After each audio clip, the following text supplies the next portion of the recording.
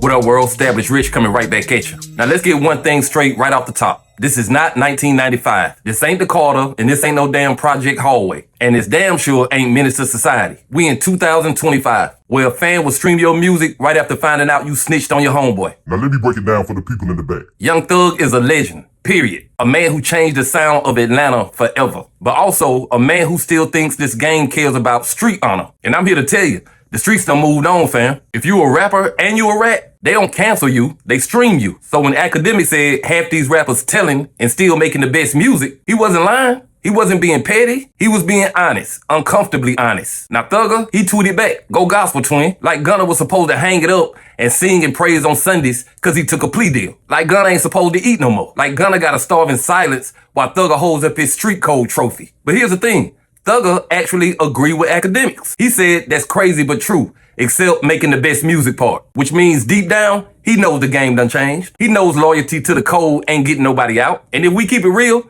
the code never loved nobody to begin with. Gunna got out, dropped Bread and Butter, top 50 on Billboard, followed it with an album that went top 5. And most importantly, the kids, they ain't stopped dancing, they ain't stopped streaming. They ain't stopped posting them lyrics on IG stories at 2 o'clock in the morning. Thug, he released Money on Money, didn't do bad, but it didn't shake the culture. That's the point. Young Thug thinks he's in the same world he helped build. But what he don't see is the world kept moving on. And now he's the one still standing still. We gotta talk about this obsession with being real. Because real men don't mean what it used to mean. Real in 2025 is not about who held it down in court. It's about who held it down on Apple Music, on Spotify, on them tour dates, in them comments. I'ma say something that's gonna piss off a lot of old heads. If Pac or Biggie came out today and they snitched on a cousin to get out of jail, the label will have their album ready with a rollout, a podcast tour, and an Amazon doc before the ink dried on the plea agreement. You think I'm lying? Look around. Young Thug, I respect you, but you still holding on to a code that left your ass in the dust. You think Gunna's a loser, but these kids look at him like he's the comeback king, like he outsmarted the system. You took a plea for 15 years, and don't get it twisted. I'm not defending snitching. I'm just telling you that the culture stopped punishing that. You mad at Gunna for getting out and thriving, but Gunna is not your enemy. The fantasy is that the street code equals praise. It never should have. Fans want vibes. They want music. They want storylines. They don't care what was said in the deposition.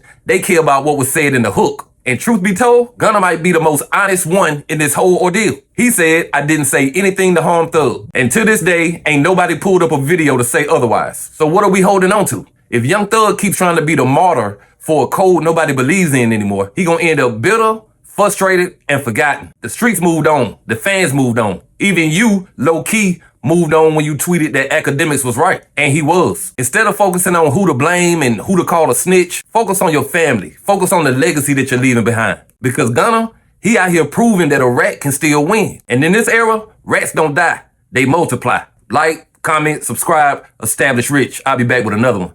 Peace.